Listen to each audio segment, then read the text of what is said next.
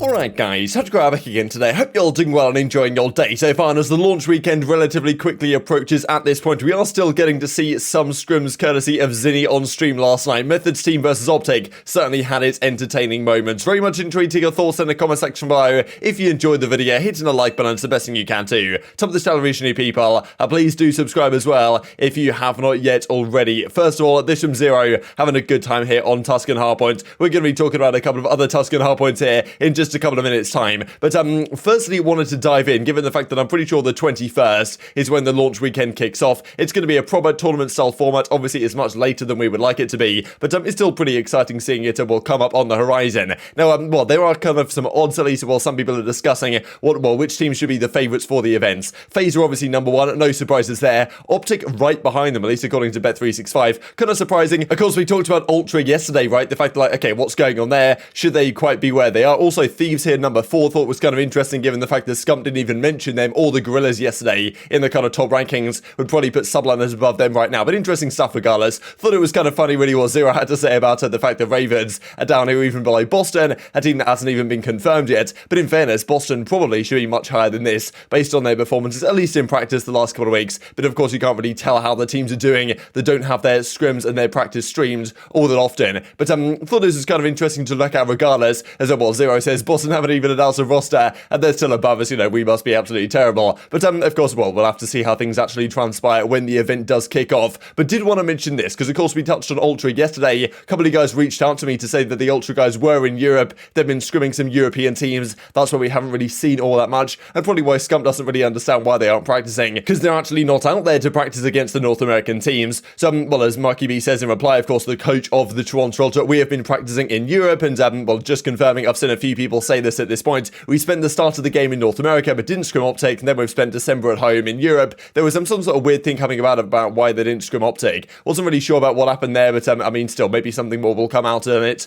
relatively soon. But yeah, these are kind of the recent scrims they have had against Lucky's team, Vortex's team, all this type of stuff over the last few days that, you know, VOD that I guess Marky B and the boys have been going through. So still, seems like to me, Toronto are still, like, well, doing their best to practice, even though they're not in North America right now. When they do make it out there once again in, I guess, the next couple of weeks before the event, then we'll actually hopefully get to see how good they actually are when the LAN does kick off. That's something that is quite exciting, because the last couple of years, I guess, all these leaks come out before the roster moves happen, but when there's no scrims, at least between some of the teams, you really don't know how good these teams are going to be and how well they're going to match up before the season begins. So definitely that is partly exciting. Of course, I'd much prefer it to start a bit earlier, as I'm sure you guys would as well. But also there's some Dashy that was kind of funny. No, I might be top 5 after this cut. This fade is too OP. I think he was sending some Snapchats and stuff to some of the guys, and he reckons this fade is just so good. I don't really know if that has too much impact, but in fairness, we have seen before, like when Gunless has the pokey hat on, he's flying on another level. So maybe that the fade, that's the difference maker it's going to take. And Methodz reckons is with his new trim, he's top 3, right? I mean, maybe that's the difference maker. But of course, well, these guys play each other in a scrim set last night. Pretty entertaining stuff, especially one of the maps on Tuscan. They, of course, play Tuscan twice. Control right now, not playable, as we all know. Today's a bank holiday in the UK, not sure what's going on in the States. But I guess, you know, people are going to get back to work, right, over at the development teams, and probably start to try and make some changes to the state of Control, the spawns, all this type of stuff. Will it take them too long? Because the CDL have said Control's the third game mode, but Crimsix doesn't necessarily seem convinced. Doug Sense Martin even said a while ago he thinks they should play Domination, just because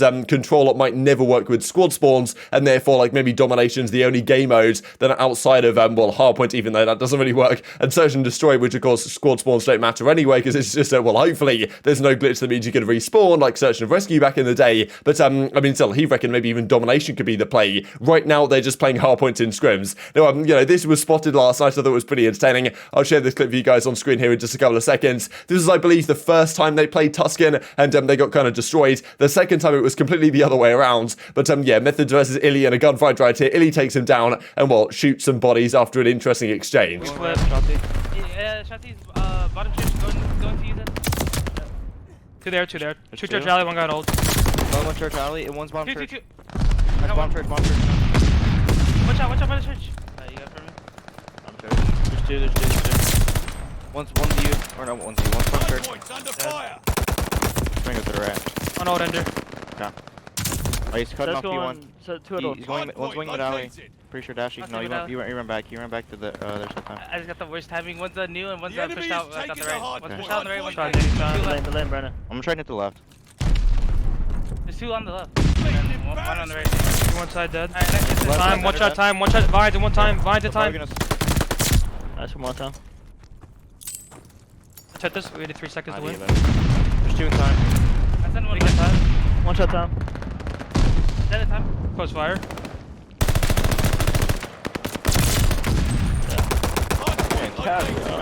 Go. Well played and well earned.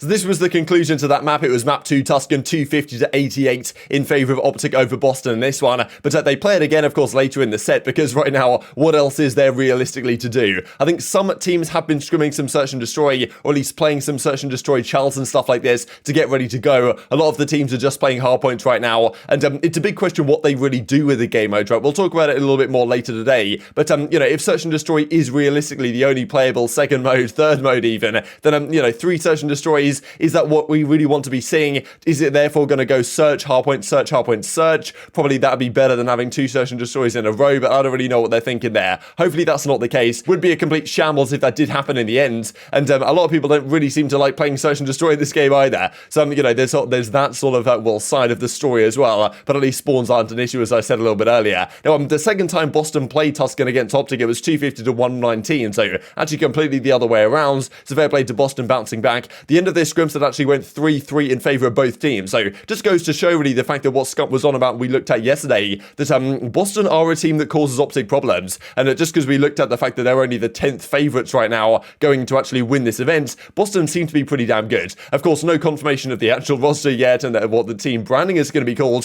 which is going to be exciting to see, right? What the logo looks like. These type of questions, I'm sure they're still kind of finalising. But still, I mean, Boston win 3 maps in a row right here. OpTic win the final one and the first 2. Then he scrimmed 6 maps here for whatever reason. Only a single Bacasian Gather 2, which I can't really blame these guys. Or maybe something happened that they called the scrim set to a close. But usually way more maps than this would be scrimmed, right? You'd have the hardpoint, you'd have all the controls, and usually there'd be quite a lot of hardpoint maps. In this game, there's only 4 viable hardpoint maps. Search and destroy, not really sure how many viable search maps there are, but probably not more than 4. Like, and well, control, of course, if that even is a thing. Probably not all that many maps viable for that either. But still cool to see that even though OpTic aren't scrimming anymore, we still get to see what Boston are up to. They were scrimming, but they're not streaming it, of course, as we talked about a few days ago. Boston are still streaming these practices, so we do get to see which guys these are up against. And of course, if OpTic think Boston are good competition in their practice, then well, they're probably going to keep scrimming them over the coming days. FaZe also seem to think a similar thing. FaZe win this one 6-2. It's always interesting to see the matchups, right? Because Scump says, yeah, Boston causes some issues for OpTic, but maybe FaZe don't feel like it's too bad. But you know, and of course, it also matters where you are online, right? Where the players are based, where the host is. That also has some impact on this type of stuff. It's obviously different when you go to LAN. So hopefully everything will clean itself up by the time we get to that environment. But yeah, these guys play through all the 8 maps. Pretty sure there was a couple of other scrim sets going on as well between the Boston guys that Zinni was streaming. But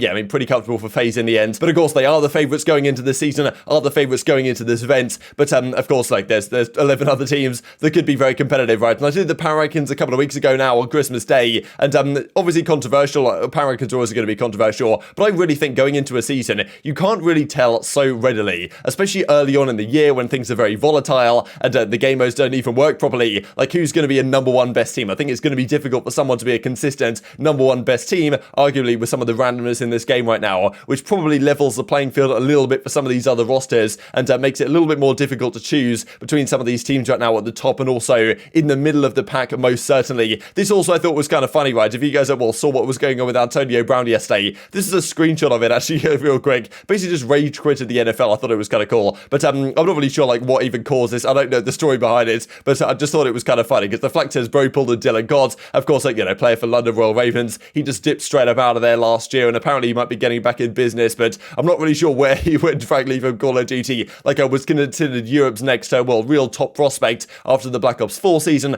The dominance with the Sorg on certain maps, especially frequency. You guys might remember, I was pretty sure it was against LG, right? It was a Reciprocity versus LG. He went on a crazy streak of, like, I don't know what he went, like 23-4 or something insane to finish off a map to bring a crazy comeback, and plenty of other moments like that. And then going into the last couple of years, really couldn't hit that form once again. And well, anyway, I thought it was kind of funny because this was well, at least the video was tweeted out right here, but of course removed for copyright. But as Clay says, me when Simp was about to drop a nuke on us in Scrims last year. So this is a thing that I think Clayster was talking about that maybe a few months ago now, that there were some Scrims that were going on in Cold War when Simp was on like a 20 streak or something, and Clay just decided, look, I'm calling it a day when I'm not letting this guy get a nuke on us in Scrims. Like I'm just gonna get out of it. It seems like that's what happened. So you know, well, thankfully I guess they didn't have to suffer that one, but still a funny story I guess to bring up from time to time. This also from Parasite, just as we close down the video. When does the CDL plan on discussing issues everyone has been talking about? And you know, as he says. So of course, well, I wouldn't exactly put too much confidence in this, but still the CDL's tweeting out all this stuff. Like, I mean, yesterday they tweeted out some sort of like highlight video from it was a great matchup, right? It was Cold War, Dallas Empire versus Toronto Ultra, pretty sure at the World Championship or whatever it was. I'll find the tweet actually for you guys now. Yeah, it was this crazy finish to a hard point here on Raze, but a lot of people were just saying in the replies and kind of roasting them the fact that, okay, hang on a second, it's January now and you've still got to use highlights from last year to try and get it hyped. There should be some actual Vanguard gameplay from Vanguard tournaments that has already happened by this point in the season. So you know, that's the thing that frustrates me the most really about it, is just the lack of transparency. The fact that, like, look, it would be great if someone could just say, yes, we've heard your complaints, we're gonna, well, take it to the appropriate people and try and do something. There's just nothing like that, right? And it just won't get mentioned at all. Any of these issues will never get mentioned on broadcast or anything like that, or really by anyone involved. So I think that's where a lot of the frustrations really come from. But you know, as Parasite says, is anyone actually going to say anything about this ever? And you know, the meltdown that was in the Call of Duty community right to the end of last year, and of course that had been brewing for quite some time. This was a great map. Hopefully more of this stuff to come going into next season as well. And well, speaking of Shotty, of course, was in that moment on the Dallas Empire at the time.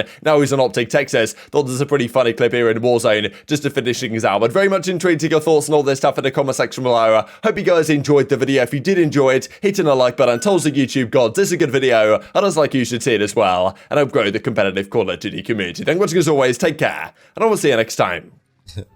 We're shut. Bro, I'm such a troll, dude. Alright, I'm gonna bait you. Go in first. He's in that room. Wait, let me make sure he's there. Wait, hold on. Let me make sure.